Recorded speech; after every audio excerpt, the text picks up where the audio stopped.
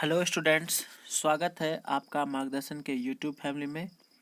मैं रविकांत आज आप लोगों को राष्ट्रपति से रिलेटेड जो भी मोस्ट इम्पॉर्टेंट क्वेश्चन है बीपीएससी के लिए, बिहार एसएससी के लिए, चाहे बिहार एसआई के लिए हो, एसएससी के लिए हो, एनटीपीसी के लिए हो, मोस्ट इम्पॉर्टेंट सेलेक्टेड क्वेश्चंस करवाऊंगा और इससे बाहर एक भी क्वेश्चन आपके किसी भी एग्जाम में नहीं रहेगा। तो सबसे पहले यदि आप अभी तक मार्गदर्शन के यूट्यूब फैमिली को सब्सक्राइब नहीं किए हैं तो आप सबसे पहले सब्सक्राइब कीजिए और आगे बढ़ेंगे। हम लोग देखेंगे कि क्वेश्चंस क्या सब है। हमारा एफबी पेज का लिंक जो है वो एफबी पेज का लिंक ये है और देख सकते हैं आप यहाँ पे एफबी पेज का लिंक है।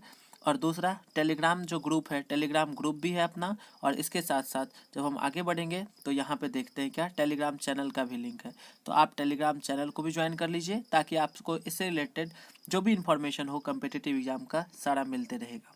ठीक है, तो चलते हैं, आज की शुरुआत करते हैं राष्ट्रपति के क्वेश्चन से।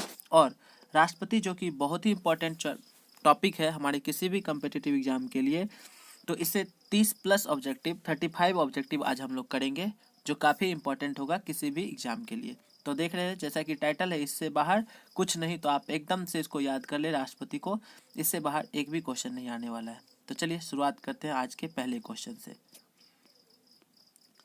तो आज का पहला क्वेश्चन है हमारा कि भारतीय संविधान के अनुसार कार्यपालिका का प्रमुख कौन होता है। तो आपको और हमें मालूम क्या है कि कार्यपालिका का प्रमुख यदि सिर्फ कहे तो कार्यपालिका प्रमुख जो होते हैं वो राष्ट्रपति होते हैं, जबकि कहेगा कार्यपालिका का वास्तविक प्रमुख कौन होता है तब हम लोग प्रधानमंत्री करेंगे। सिर्फ कार्यपालिका का प्रमुख कह दे तो वो कौन होंगे, राष्ट्रपति। तो इसका आंसर क्या होगा, ऑप्शन नंबर सी, राष्ट्रपति। चलिए अगले क्वेश्चन को देखते हैं, क्वेश्चन नंबर 2। क्वेश्चन नंबर 2 कहता है कि राष्ट्रपति द्वारा संसद के दोनों सदनों के लिए कुल कितने सदस्यों को नामित किया जा सकता है। तो आपको पता है कि राज्यसभा के लिए राष्ट्रपति 12 और लोकसभा में 2 एंग्लो इंडियन को क्या करते हैं, मनोनीत करते हैं, जबकि राज्यसभा में 12 सदस्यों को राष्ट्रपति के द्वारा मनोनीत किया जाता है। तो जब दोनों सदन की बात करेगा तो 12 प्लस 2 ये कितना हो जाएगा, 14। तो 14 हमारा आंसर क्या होगा, ऑप्शन नंबर डी, 14 सदस्यों को राष्ट्रपति के द्वारा मनोनीत किया जाता है। तो आंसर कितना होगा, 14। चलते हैं अगले question, question number 3। Question number 3 कहता है कि भारत का राष्ट्रपति किसका एक अभिन्न अंग है। तो हमें पता है कि भारत का राष्ट्रपति जो होता है वो संसद का अभिन्न अंग है, क्योंकि हमें मालूम है कि संसद का मतलब ये 3 पार्ट में होता है, 1, 2 और 3। एक तो राष्ट्रपति, दूसरा लोकसभा और तीसरा राज्यसभा। तो ये संसद के 3 अंग है और 3 अंग में एक अंग राष्ट्रपति भी होता है, तो इसलिए मेरा आंसर ऑप्शन नंबर ए, संसद होगा। चलिए अगले क्वेश्चन को देखते हैं। अगला क्वेश्चन है कि निम्न में से कौन भारत के संसद के दोनों सदनों में से किसी का भी सदस्य नहीं होता है। तो ध्यान देना है, बहुत ही इंपॉर्टेंट क्वेश्चन है, ध्यान से देखेंगे। तो मेरा आंसर क्या होगा, यहाँ देखेंगे कि संसद के दोनों सदनों में से किसी का भी सदस्य नहीं होता है, जबकि भारत के प्रधानमंत्री तो लोकसभा के सदस्य होते हैं, वित्त मंत्री भी सदस्य होते हैं, लोकसभा से ही चुने जाते हैं इसलिए, जबकि भारत के राष्ट्रपति किसी भी संसद का सदस्य नहीं होता है, का सदस्य नहीं होता है। तो हमारा आंसर क्या हो जाएगा, केवल 3, भारत का राष्ट्रपति, ये ध्यान रखना है। तो चलिए question number next, question number 5 की तरफ चलते हैं। क्वेश्चन नंबर 5 क्या कहता है, ध्यान देंगे। राष्ट्रपति द्वारा राज्यसभा के कितने सदस्य को मनोनीत किया जाता है। तो इससे पहले अभी तुरंत हम आपको बताएं कि राष्ट्रपति द्वारा राज्यसभा में 12 सदस्यों को मनोनीत किया जाता है। कितने सदस्य को मनोनीत किया जाता है, तो 12। कितने को, 12 सदस्य को। ठीक है, तो चलिए अगला क्वेश्चन देखते हैं क्या है। क्वेश्चन नंबर 6 आपका क्या कह रहा है, ध्यान देंगे कि जब राष्ट्रपति और उपराष्ट्रपति दोनों के पद एक साथ खाली हो तो राष्ट्रपति पद पर अस्थायी रूप से कौन काम करता है। तो जब राष्ट्रपति और उपराष्ट्रपति दोनों पद खाली हो तो उस समय राष्ट्रपति के पद पर जो काम करेगा वो भारत के मुख्य न्यायाधीश होंगे। कौन होंगे, भारत के मुख्य न्यायाधीश, ये ध्यान रखना है हम लोगों को, भारत के मुख्य न्यायाधीश, भारत के मुख्य न्यायाधीश। अगला क्वेश्चन देखते हैं, ध्यान देंगे अगला क्वेश्चन को। तो नेक्स्ट क्वेश्चन का आंसर क्या हो जाएगा हम लोगों का, भारत के मुख्य न्यायाधीश। कौन हो जाएंगे, मुख्य न्यायाधीश। चलिए अगले क्वेश्चन की तरफ बढ़ते हैं। अगला क्वेश्चन नंबर 7 क्या कर रहा है, ध्यान देंगे। क्वेश्चन नंबर 7 कहता है भारत के अटॉर्नी जनरल की नियुक्ति कौन करता है? अटर्नी जनरल का मतलब होगा कि भारत के महान्यायवादी जो होते हैं उनकी नियुक्ति कौन करता है। तो आपको मालूम होना चाहिए कि भारत के महान्यायवादी जो होते हैं अटर्नी जनरल, उनकी नियुक्ति भारत के राष्ट्रपति के द्वारा की जाती है। और इसको पेंशन भी राष्ट्रपति के द्वारा ही दिया जाता है, जिसको हम लोग रिटेनर कहते हैं। ठीक है, चलिए नेक्स्ट क्वेश्चन। क्वेश्चन नंबर 8 क्या कहता है, ध्यान देंगे। कहता है संघ लोक सेवा आयोग के सदस्यों की नियुक्ति कौन करता है? संघ लोक सेवा आयोग के सदस्यों की नियुक्ति कौन करेंगे? तो संघ लोक सेवा आयोग के भी सदस्यों की नियुक्ति कौन करते हैं? राष्ट्रपति के द्वारा किया जाता है। ये भी ध्यान रखना है हम लोगों को। Question number 9। क्वेश्चन नंबर 9 कहता है कि राष्ट्रपति ने अब तक कितनी बार राष्ट्रीय आपातकाल की घोषणा की है? तो बहुत ही इंपॉर्टेंट क्वेश्चन है, जो कि राष्ट्रपति ने अब तक कितनी बार राष्ट्रीय आपातकाल की घोषणा। तो राष्ट्रीय आपात की घोषणा अब तक अपने देश में राष्ट्रपति के द्वारा 3 बार किया गया है। कितने बार किया गया है? 3 बार। 3 बार, ध्यान देंगे, 3 बार। कितने बार? 3 बार किया गया। अगला क्वेश्चन ध्यान देंगे, क्वेश्चन नंबर 10। अगला क्वेश्चन, क्वेश्चन नंबर 10 कहता है कि राष्ट्रपति अपना त्यागपत्र किसे प्रस्तुत करता है? तो राष्ट्रपति जब अपना त्यागपत्र देंगे तो आपको मालूम होना चाहिए कि राष्ट्रपति किसको त्यागपत्र देंगे? उपराष्ट्रपति को। किसको देंगे? उपराष्ट्रपति को। अगला क्वेश्चन, क्वेश्चन नंबर 11 हम लोग ध्यान देंगे। क्वेश्चन नंबर 11 कहता है कि भारत के राष्ट्रपति पद के लिए निर्धारित अधिकतम आयु सीमा क्या है? तो आपको मालूम होना चाहिए कि भारत के राष्ट्रपति के लिए न्यूनतम आयु सीमा 35 होता है। न्यूनतम आयु सीमा कितना होता है? 35। न्यूनतम आयु सीमा 35 होता है, जबकि अधिकतम आयु सीमा कुछ भी नहीं होती। इसलिए मेरा ऑप्शन नंबर सी सही आंसर होगा। दोस्तों, ये जितने भी क्वेश्चन है आपके एग्जाम के लिए बहुत ही महत्वपूर्ण है, क्योंकि ये एग्जाम को ध्यान में रख के ही बनाया गया है। तो आप निश्चित रूप से पूरे वीडियो को देखें और अच्छा लगे तो लाइक भी जरूर करें। अगला क्वेश्चन हमारा क्या कहता है, ध्यान देंगे। अगला क्वेश्चन कहता है कि भारत के जो संयुक्त संसद के संयुक्त अधिवेशन होता है, संयुक्त अधिवेशन संसद के दोनों सदनों का संयुक्त अधिवेशन कौन बुलाता है? तो संयुक्त अधिवेशन बुलाने का अधिकार ही किसको है? राष्ट्रपति को। और साथ साथ यदि कहे कि संसद का सत्रावसान कौन कर सकता है, तो राष्ट्रपति ही करते हैं। ये भी ध्यान रखना है। क्वेश्चन नंबर 13 क्या कहता है, देखते हैं अगला। राष्ट्रपति पद के लिए न्यूनतम आयु क्या है? तो आपको मालूम है कि न्यूनतम आयु राष्ट्रपति के लिए 35 वर्ष होता है। कितना होता है?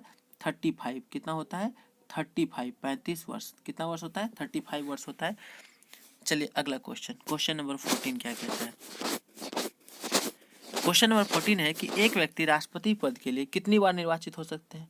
तो क्वेश्चन नंबर 14 का जो आंसर होगा वो ध्यान में रखेंगे कि ऐसा हमारे देश में, भारत में कोई प्रावधान नहीं है कि हमारे देश में राष्ट्रपति पद के लिए एक ही बार कोई खड़े हो सकते हैं या 2 ही बार। इसलिए ऐसा कोई निर्धारित नहीं है। ऑप्शन नंबर डी हम लोगों का आंसर हो जाएगा। क्वेश्चन नंबर 15 अगला क्वेश्चन देखो कि राष्ट्रपति पर महाभियोग की प्रक्रिया किस देश के संविधान से ली गई है?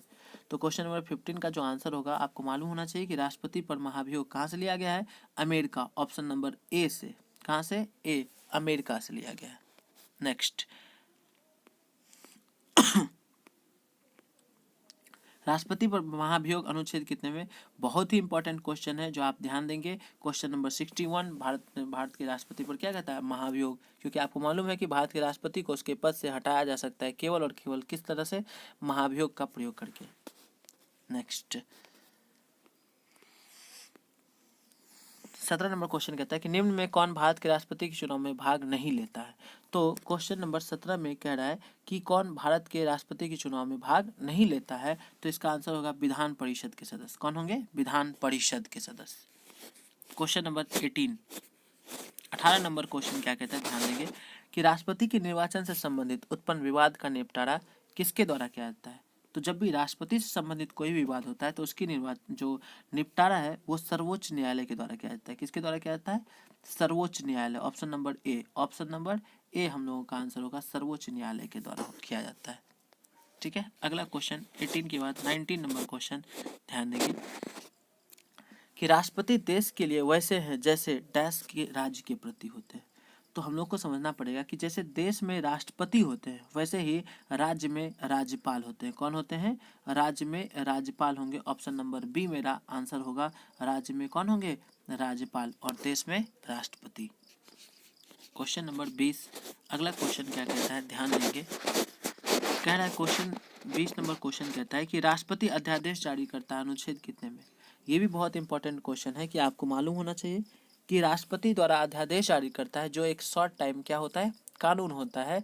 तो अध्यादेश जारी करेंगे राष्ट्रपति अनुच्छेद 123 के तहत। किसके तहत? Option number D 123। जबकि ऑप्शन नंबर सी 213, राज्यपाल जब अध्यादेश जारी करता है तो 213 के अनुसार।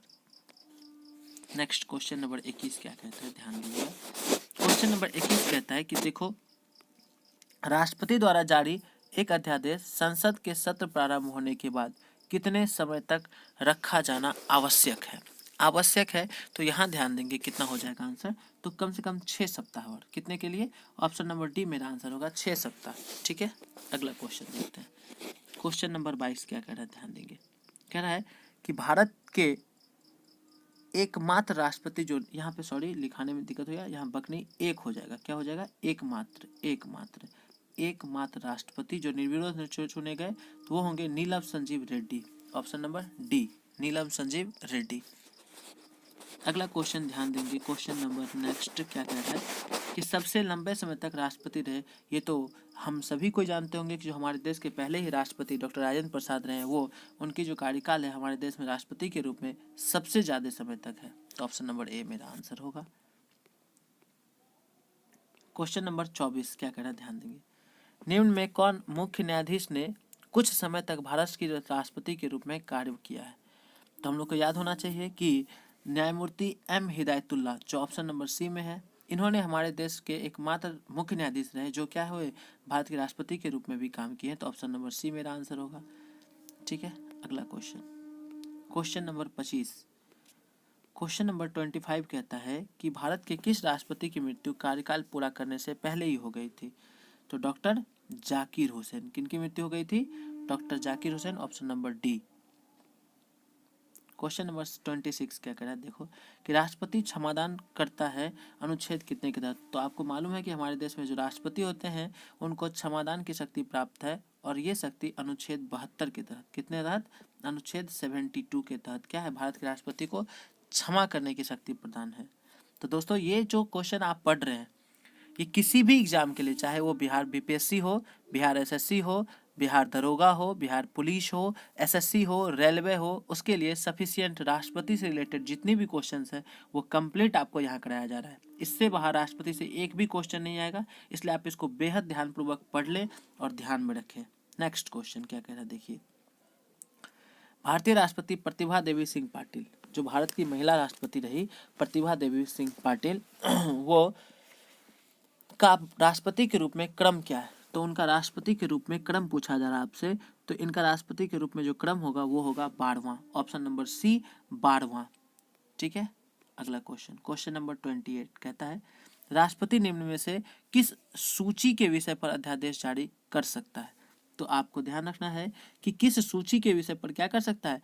तो राष्ट्रपति, चूंकि आपको मालूम होना चाहिए हमारे देश में 3 सूची है, संघ सूची, राज्य सूची और समवर्ती सूची। तो संघ सूची पर केंद्र सरकार कानून बनाती है और समवर्ती सूची पर राज्य और केंद्र दोनों। जबकि जब दोनों की बात आती है एक ही सब्जेक्ट पे कान पे, तो केंद्र का ज्यादा मान होता है, इसलिए राष्ट्रपति जो अध्यादेश करेंगे वो ऑप्शन नंबर डी, संघ और समवर्ती सूची पर अध्यादेश जारी करेंगे। क्वेश्चन नंबर 29 कहता है कि संविधान के किस अनुच्छेद के अंतर्गत राष्ट्रपति संघीय मंत्रिपरिषद की सलाह मानने के लिए बाध्य है? तो आप ध्यान देंगे, क्वेश्चन नंबर 29 का आंसर जो होगा वो अनुच्छेद 74। अनुच्छेद 74 के तहत जो राष्ट्रपति होते हैं वो संघीय मंत्रिपरिषद की सलाह मानने के लिए क्या होते हैं? बाध्य होते हैं। तो ऑप्शन नंबर ए हम लोगों का आंसर हो जाएगा।